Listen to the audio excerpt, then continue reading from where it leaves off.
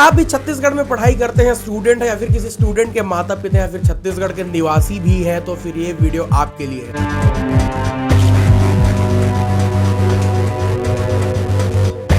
इस वीडियो में हम बात करेंगे छत्तीसगढ़ सरकार की, सीजी व्यापम की, जिन्होंने ऐसा परीक्षा लिया है छत्तीसगढ़ में बहुत ज्यादा हमें विरोध देखने को मिल रहा है। बात करते हैं सीजी व्यापम द्वारा लिए गए सीजी टेट, जिसमें प्रश्नों की संख्या तो मुश्किल से 150 ही थी, लेकिन एक्चुअल में अगर हम इनडायरेक्टली देखें तो अप्रत्यक्ष रूप से उसमें 500 क्वेश्चन थे। 500 क्वेश्चन कहने का मतलब बहुत ज्यादा क्वेश्चन थे, कूट वाले क्वेश्चन थे, इतने टफ क्वेश्चन थे कि छत्तीसगढ़ के 25 सालों के इतिहास में कभी भी सीजी टेट में इतना टफ पेपर नहीं आया है। स्टूडेंट्स रोते हुए परीक्षा के केंद्रों से निकल रहे थे, और बात यहाँ पर सिर्फ स्टूडेंट्स की भी नहीं है बल्कि उन शिक्षकों की भी है जो विगत 10-15 सालों से अपनी सेवाएं दे रहे हैं, आदिवासी क्षेत्रों में अपनी सेवा दे रहे हैं, अपने घर से दूर जाके सेवाएं दे रहे हैं।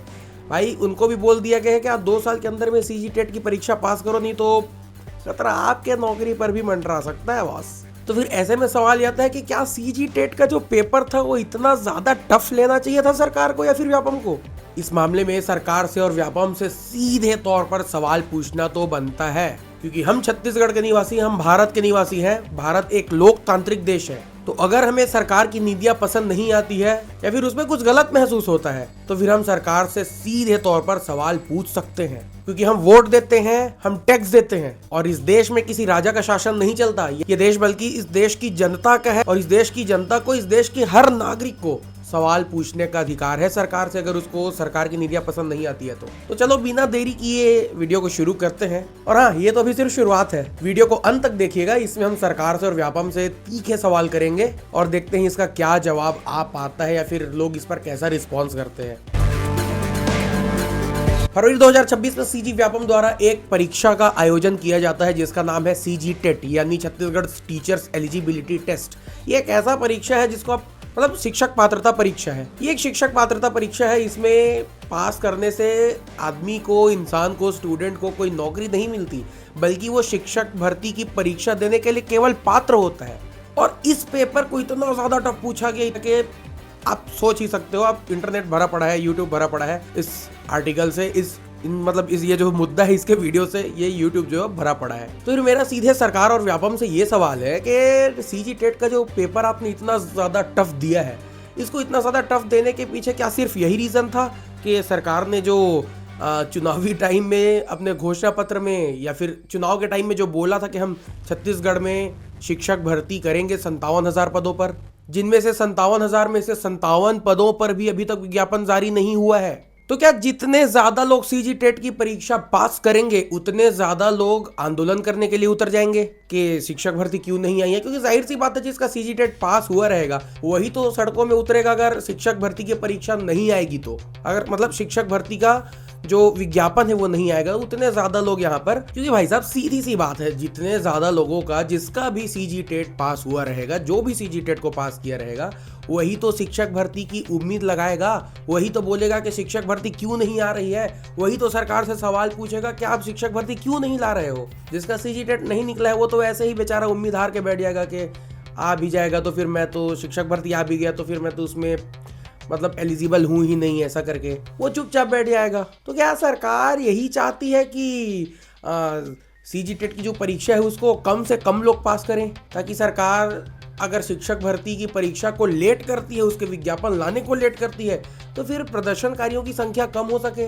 तो भाई साहब, अगर इसको इतना ज्यादा टफ पूछने का ये कारण होगा ना, तो फिर ये तो सीधे सीधे स्टूडेंट्स के साथ अनफेयर है। हम सीधे सीधे ये जानना चाहते हैं कि ये जो छत्तीसगढ़ की सरकार है ये करना क्या चाहती है। इनको 2 साल हो गए, शिक्षक भर्ती अभी तक नहीं आई है। लाखों युवा आस लगाए बैठे हैं कि हम जितना भी जल्दी आ जाएगा हम शिक्षक भर्ती की तैयारी करेंगे, हम शिक्षक भर्ती में पार्टिसिपेट करेंगे, हम छत्तीसगढ़ सरकार में शिक्षक बन के अपनी सेवाएं देंगे। ठीक है, आप सीजी टेट की परीक्षा इतनी टफ पूछ लो, उससे मतलब उतना कुछ खास वो नहीं है, क्योंकि पेपर जितना टफ रहेगा उतने कम लोग पास करेंगे। जाहिर सी बात है, जो सच में एकदम सीरियस कैंडिडेट होगा, जो एकदम ज्यादा मेहनत किया रहेगा, जो बहुत ज्यादा अध्ययन किया रहेगा, वो इस पेपर में पास होगा। तो जाहिर सी बात है छत्तीसगढ़ को भविष्य में आने वाले समय में अच्छे शिक्षक मिलेंगे। लेकिन क्या एकदम से ऐसा सवाल करना, एकदम से ऐसा क्वेश्चन पेपर सेट करना सही है? चलिए, अगर सही है तो फिर इतने ज्यादा छात्र और कोचिंग सेंटर वाले आपसे मिलने क्यों जा रहे हैं व्यापम के दफ्तर में कि साहब कुछ तो फेयर करो। आप शिक्षक भर्ती के साथ ये सारे जो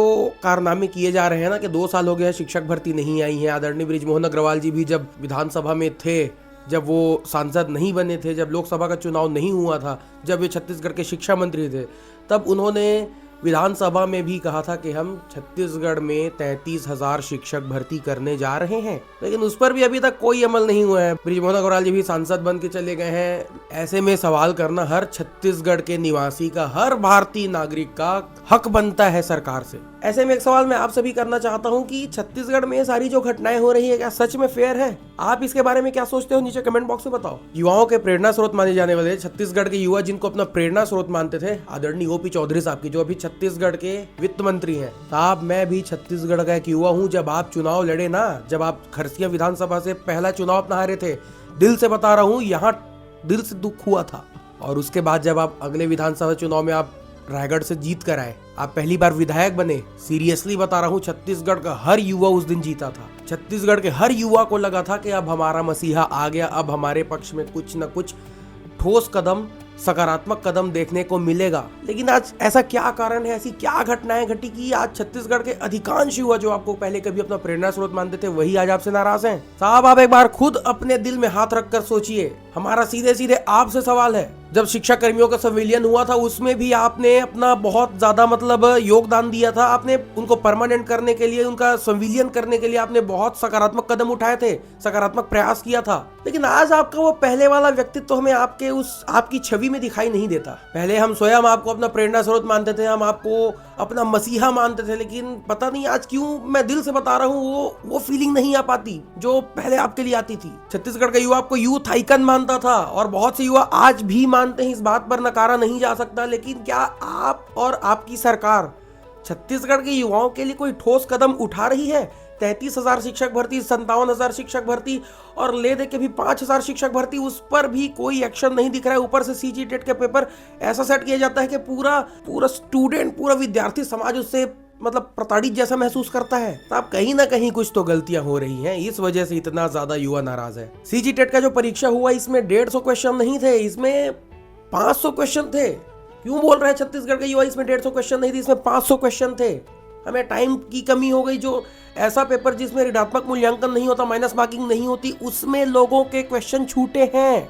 आखिर क्यों छत्तीसगढ़ के युवाओं को, छत्तीसगढ़ के स्टूडेंट्स को इसमें, अब मैं सीधे क्या बोलूं, ये जो सीजी व्यापम का जो रिजल्ट आएगा इसमें देखने को मिल ही सकता है कि पहले कितने लोग इसमें सीजी टेट में पास होते थे और अभी कितने लोग पास होंगे। मैं उम्मीद करता हूं कि पहले से ज्यादा लोग पास हों, लेकिन मुझे तो नहीं लगता कि पहले से ज्यादा लोग इसमें पास होंगे। ये छत्तीसगढ़ की धरती है। हमें याद करना होगा पंडित रविशंकर शुक्ल जी को, जिन्होंने 1937 में जब खरे सरकार में जब वो शिक्षा मंत्री थे, तो फिर शिक्षा मंदिर योजना उन्होंने चलाई थी। शिक्षा मंदिर योजना थी, विद्या मंदिर योजना थी। स्कूल जो होता है वहां पर देश का भविष्य पलता है, ये बात हमें समझनी होगी। आखिर हम क्यों उन्हीं शिक्षकों को उतना वो नहीं किए जा रहे, उतना तवज्जो नहीं दिए जा रहे। छत्तीसगढ़ के शिक्षकों को भी बोल दिया गया है जो विगत 10-15 सालों से अपना सेवाएं दे रहे हैं कि आप 2 साल के अंदर में सीजी टेट की परीक्षा निकालो, वरना भाई साहब आपका भी जो नौकरी है उसके ऊपर भी खतरा मंडरा सकता है। उनकी क्या गलती है? चलो उसके पीछे भी आप जो भी तर्क दे रहे होगे उसके बारे में मुझे बहुत ज़्यादा आइडिया है नहीं, तो फिर मैं उसके बारे में बात करने से बचना चाहूँगा। उसमें जो भी आप कदम उठाएंगे उसके बारे में मुझे अभी कुछ खास आइडिया है नहीं कि उनके साथ ऐसा क्यों किया जा रहा है, तो फिर मैं उसके बारे में बहुत ज़्यादा नहीं बोलूँगा। लेकिन बात तो यहाँ पर ये बनती है, सवाल यहाँ पर ये उठता है कि वो जो अपना घर बार छोड़कर 10-15 सालों से अनुसूचित क्षेत्रों में रह रहे हैं, जंगली क्षेत्रों में रह रहे हैं, अपनी सेवाएं दे रहे हैं, क्या उनकी नौकरी के ऊपर खतरा मंडराना जायज़ है? क्या ऐसे लोग, ऐसे शिक्षक जिनको अपना पढ़ाई छोड़े 10-15 साल हो गया है, वो लोग ऐसा पेपर, सीजी टेट का जो अभी पेपर आया है, ऐसा पेपर वो लोग निकाल पाएंगे? चलो कुछ लोग निकाल भी लेंगे, लेकिन क्या यहाँ पर यह संभावना नहीं बनती है कि छत्तीसगढ़ में बहुत सारे जो अभी वर्तमान में जो शिक्षक हैं उनकी नौकरियों पर खतरा मंडरा सकता है? क्या वो लोग सीजी टेट का पेपर निकाल पाएंगे अगर इस तरीके का क्वेश्चन सेट किया जाएगा? क्या हमें आज़ादी सिर्फ ऐसे ही दिन देखने के लिए मिली थी? और ये सिर्फ शिक्षक भर्ती की बात नहीं है, छत्तीसगढ़ के युवा बहुत ज्यादा टाइम से प्रताड़ित हो रहा है। आप इस बात को मेरे से नहीं, आप छत्तीसगढ़ के हर युवा से पूछिए जो सीरियस है, जो पढ़ाई कर रहा है, जो जिसको अपने भविष्य से प्यार है, उस हर युवा से आप ये सवाल पूछिए। सब इंस्पेक्टर का जो मामला हुआ था, सब इंस्पेक्टर का जो रिजल्ट आया था, उस रिजल्ट को उस रिजल्ट को लाने के लिए कितना ज़्यादा आंदोलन करना पड़ा था, कितने ज़्यादा टाइम तक रायपुर में लोग बैठे थे, कितने ज़्यादा टाइम तक कैंडिडेट्स रायपुर में बैठे थे। उसके बाद छत्तीसगढ़ का सब इंस्पेक्टर का जो वो था रिजल्ट था वो जारी किया गया था। क्या छत्तीसगढ़ सरकार को युवाओं के पक्ष में कोई ठोस कदम नहीं उठाना चाहिए? ऐसे में विकास देवी कीर्ति सर की एक बात याद आती है, जैसे IAS है, IPS है, Indian administrative service, Indian police service, वैसे ही एक ITS ले आई है, इंडियन टीचर सर्विस। और उसके बाद देखिए छत्तीसगढ़ में या फिर भारत में जो शिक्षा का स्तर है वो कैसे बढ़ता है। अब बनाइए ITS।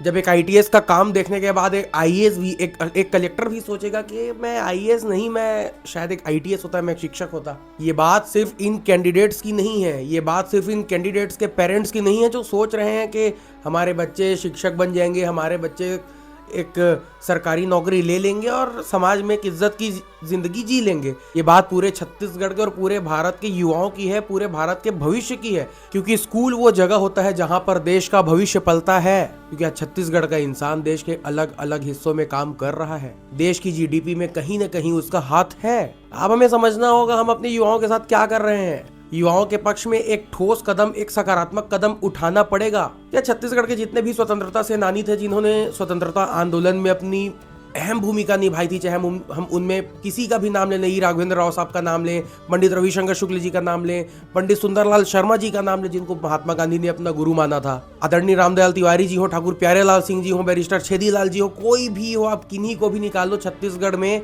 और भारत के स्वतंत्रता आंदोलन में उनका एक ठोस योगदान हमें देखने को मिलता है। जब 500 से भी ज्यादा देशी रियासतों ने भारत के इंस्ट्रूमेंट्स ऑफ एक्सेशन पर हस्ताक्षर किया था, उसमें छत्तीसगढ़ से भी 14 रियासतें थी। इस भारत देश को आज जैसा बनाने के लिए छत्तीसगढ़ का भी बहुत बड़ा योगदान है।